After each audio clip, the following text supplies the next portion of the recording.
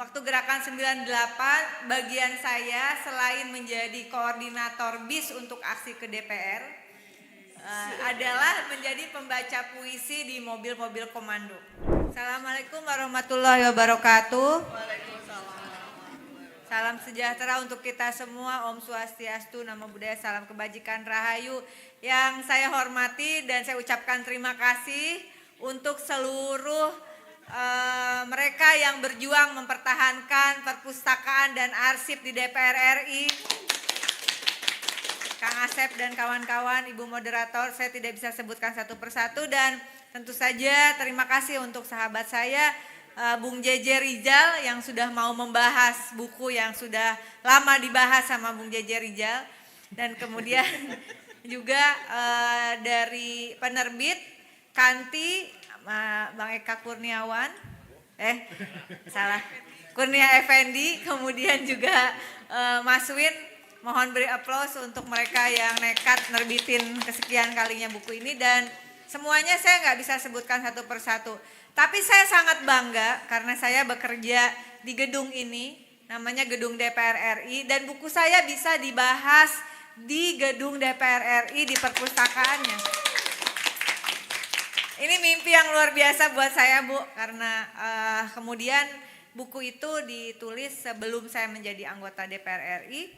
5 tahun kemudian, 5 tahun kemudian, saya bingung karena ini periode saya keempat, jadi tahu kapan ya aku masuk DPR. Nah, itu perjalanan panjang, dan sebetulnya tesis ini adalah tesis S2 saya di Filsafat Universitas Indonesia, dan itu adalah perjalanan sejarah saya juga bersama Win, bersama JJ Rizal. Jadi kalau saya juga seorang penyair, saya akan klaim dengan bangga saya seorang penyair. Dan saya sudah menghasilkan kurang lebih 5 buku puisi. Sebenarnya saya bukan mau pamer bukunya. Orang yang membuat saya menjadi penyair adalah JJ Rizal. Ya, waktu Gerakan 98 ini menjadi konteks yang sangat penting dan nanti masuk ke dalam buku saya.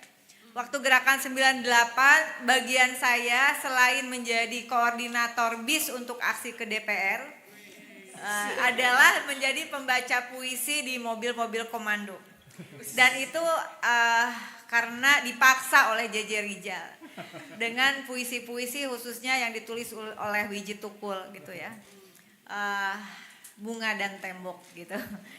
Dan itu kemudian JJ Rizal memperkenalkan saya dengan seorang penyair legendaris, yaitu Pasitor Situmorang.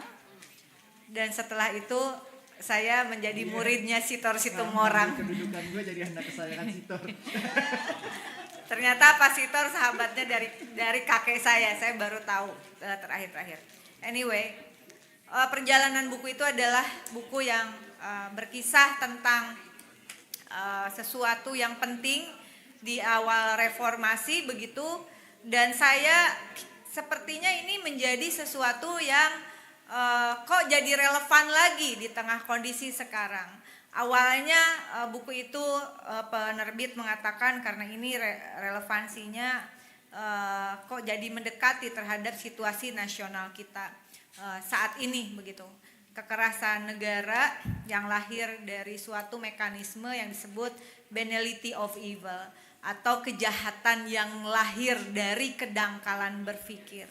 Kejahatan yang lahir dari kedangkalan berpikir akibat suatu metode yang digunakan oleh kekuasaan melalui dua instrumennya yang berada di dua sisi mata uang, yaitu teror dan propaganda.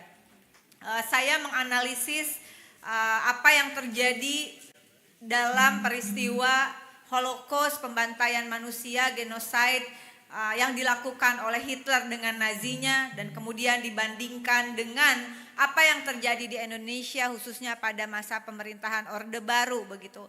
Saya menemukan suatu analisis penting bahwa yang namanya kekuasaan yang bersifat otoriter atau totaliter ini bukan tentang warna kulit, ini bukan tentang negara mana, ini adalah tentang perspektif atau cara berpikir yang bisa terjadi pelakunya dan korbannya siapapun dan bisa terjadi di belahan bumi manapun begitu.